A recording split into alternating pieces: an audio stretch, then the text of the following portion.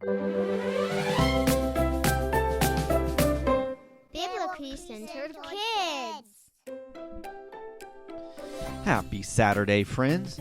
I hope you're enjoying your weekend so far, because today is April 20th, 2024, and my name is Mr. Johnny. Welcome to the Biblically Centered Kids podcast. This week, we've been talking all about diligence because Virtue P says, we practice our gifts and talents with diligence. This is one of my favorite virtues. It's so cool to understand that God has given each of us gifts and talents to use on this earth for His glory. All right, we got a national holiday today, and this one is actually very near and dear to my heart because today is Record Store Day.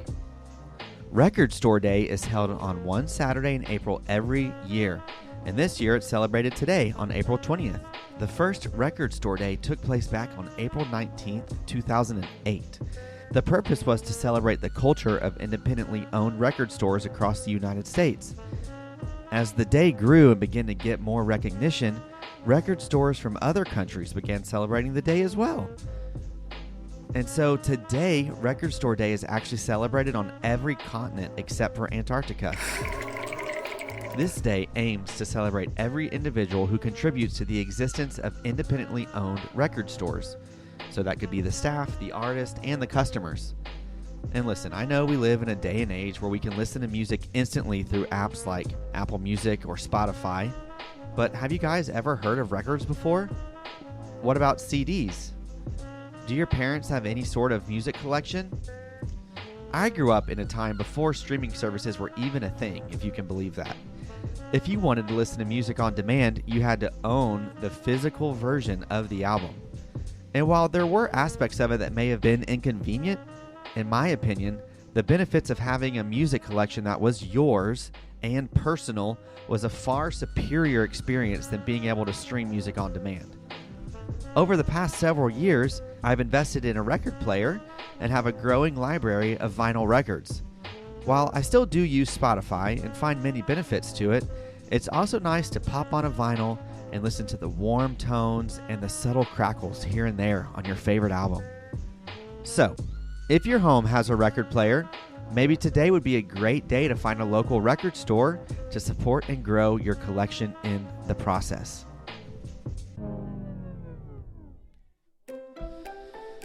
All right, but for today, we're going to play a fun new game called Guess the Decade.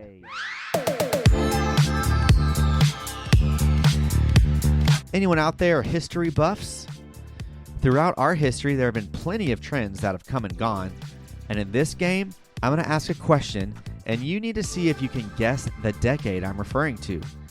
As an example, if I were to say, what decade did tie-dye t-shirts become popular, what would your guess be? Well, if you guessed the 1970s, you'd be correct. Now, this is a light and fun game, and maybe you'll learn something along the way. So see if a sibling or parent wants to play along with you as well. Are you ready? All right, let's jump into the time machine and take a trip across the decades.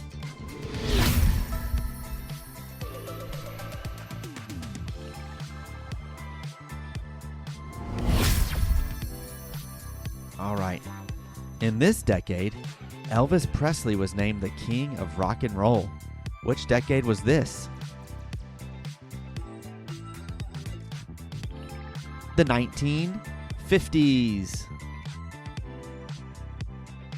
In this decade, there was a popular hairstyle called the Afro, which is actually still popular to this day. But what decade did it reach its peak in popularity?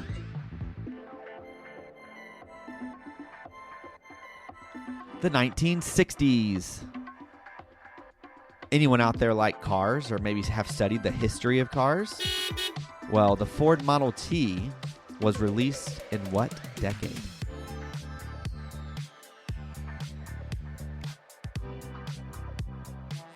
The 1910s.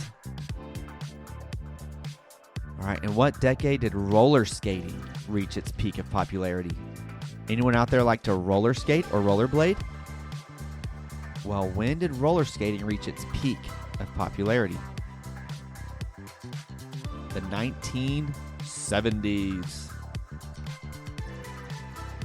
Has anyone out there played with a toy game called Rock'em Sock'em Boppers? It's those little robots that they punch each other, and whoever's head pops up is the loser. Well, what decade did this toy first come out? The 1960s. Has anyone out there played or solved a Rubik's Cube? It's a challenging one, for sure. Try to get your hands on one if you've never played with it before. But what decade did the Rubik's Cube first come out? The 1980s. Well, we celebrated the Barbie holiday a few weeks ago, but does anyone remember the decade the first Barbie was released? The 1950s. The majority of our population all has mobile phones. Yes, kids, there was a time where phones were not, in fact, mobile. But what decade did the first mobile phone come out? This might surprise a few of you. The 1970s. Anyone out there like to skateboard or at least watch people skateboard? What decade did skateboards first get marketed to the public?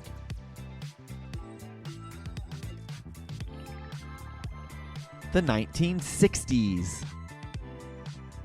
Do any of your parents have iPhones? iPhones are a phone made by the computer company Apple. What decade was the first Apple computer released? The 1970s. Does anyone out there enjoy Girl Scout cookies? Or are any of you girls, in fact, a Girl Scout? What decade did the Girl Scout organization begin?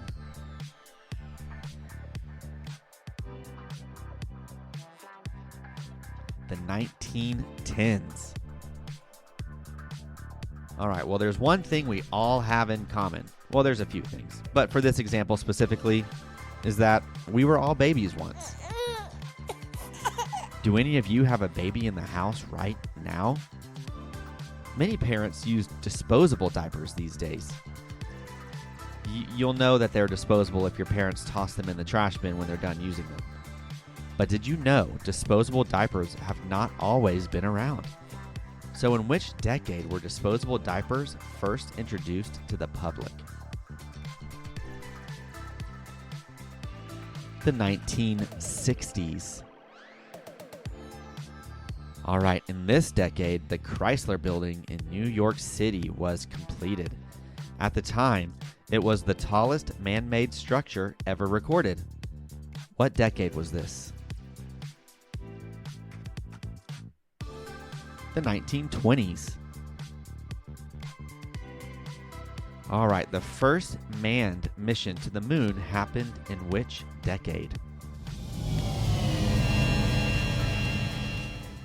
The 1960s.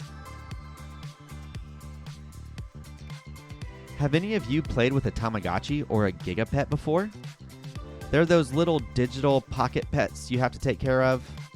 But what decade were they first released? The 1990s. And I can tell you kids, I was in elementary school in the 1990s, and these things were popular. So popular, schools had to start banning them because kids were just, getting distracted using them in the classroom. So you'd see no kids using them in the classroom, but if you had to go take a bathroom break, there'd be 5 or 10 kids in there just on their Tamagotchis trying to feed their pets to make sure they don't die that day. All right, last question. There's a popular social media site that has changed a lot over the years called Facebook. Have any of you ever heard of Facebook? What decade was Facebook released? The 2000s. All right, well, that was all for our trip across the decades. Did any of you learn anything along the way? I really hope you did. And now, it's a beautiful Saturday out there, so go see what your mom or dad are up to and see if you can help them in any way. Saturdays are a great day to help around the house. Have a great weekend. We'll see you right back here tomorrow for our Sunday draw-along. And remember, this week's virtue: we practice using our gifts and talents with diligence and purpose. Until next time.